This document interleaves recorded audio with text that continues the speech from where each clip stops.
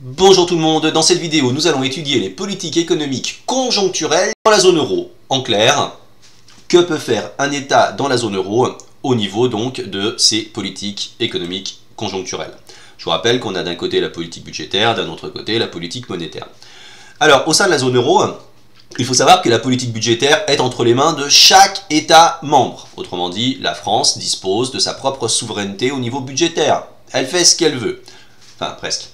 L'Allemagne dispose également de sa souveraineté au niveau budgétaire, l'Italie aussi, etc., etc. Donc ça veut dire qu'on décide. Oui, mais attention, quand je dis qu'elle fait ce qu'elle veut, j'ai un petit peu exagéré. Hein. D'accord? En réalité, il faut savoir que la politique budgétaire est entre les mains de chaque État membre dans la zone euro, mais elle est contrainte par différents traités européens.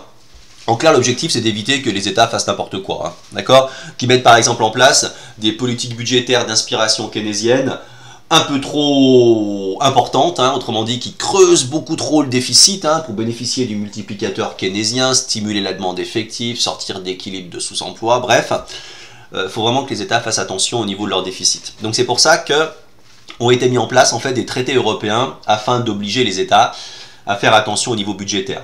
Alors le plus connu évidemment c'est le PSC, le pacte de stabilité et de croissance, hein, d'accord, qui oblige les États, une fois qu'ils sont rentrés dans la zone euro, à avoir un déficit public inférieur à 3% du PIB, ainsi qu'une dette publique inférieure à 60% du PIB.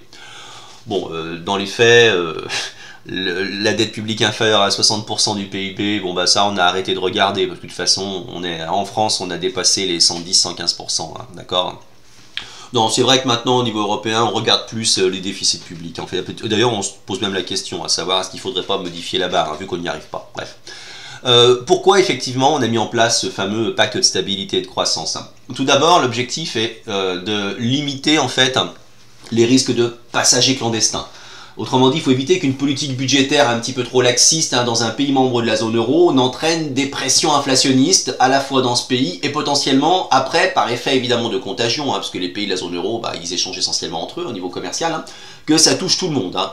Parce que le problème, c'est qu'à force de creuser le déficit, comme le veulent les keynésiens, ça peut générer bien évidemment de l'inflation. Et quand il y a trop d'inflation, c'est pas bon. Et comme on échange énormément entre nous, hein, entre pays de la zone euro, bah, si par exemple c'est l'Allemagne qui fait n'importe quoi au niveau budgétaire, toute la zone euro sera touchée. Donc la Banque Centrale Européenne devra intervenir, augmenter les taux d'intérêt directeurs pour calmer l'inflation, et finalement c'est tout le monde qui va être calmé, parce qu'au niveau de l'activité économique, évidemment, elle sera tirée vers le bas. L'un des autres objectifs du pacte de stabilité et de croissance, c'est d'assurer la solvabilité des pays membres. Bon, bah, en gros, éviter qu'ils fassent n'importe quoi, hein, qu'ils puissent un petit peu assainir leurs finances publiques. Hein. Et ça provient également du fait que la zone euro ne constitue pas une zone monétaire optimale, hein, d'accord. Pour constituer une zone monétaire optimale, au sens de Robert Mundell, il faudrait que les facteurs travail et capital soient parfaitement mobiles. Alors c'est pas du tout le cas, on n'a même pas 2% en fait, hein, des travailleurs européens qui travaillent dans un autre pays. Donc du coup, on est obligé de mettre en place effectivement des contraintes.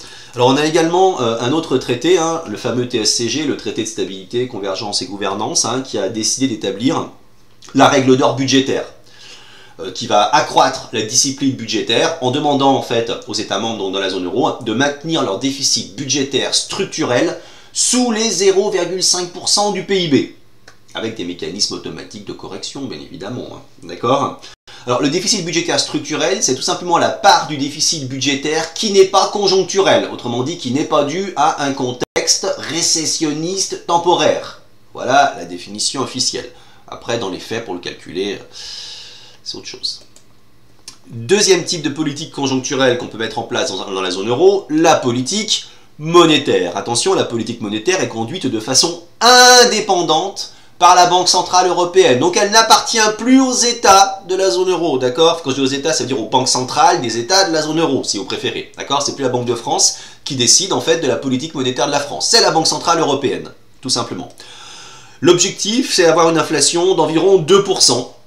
Et pour cela, donc, la Banque Centrale va utiliser des instruments conventionnels, les taux d'intérêt directeurs, taux de réserve obligatoire, open market, et des instruments non conventionnels, depuis maintenant une quinzaine d'années, depuis la crise des subprimes en fait, hein, le quantitative easing, la forward guidance, etc., etc. Je vous renvoie à d'autres vidéos pour des présentations plus exhaustives.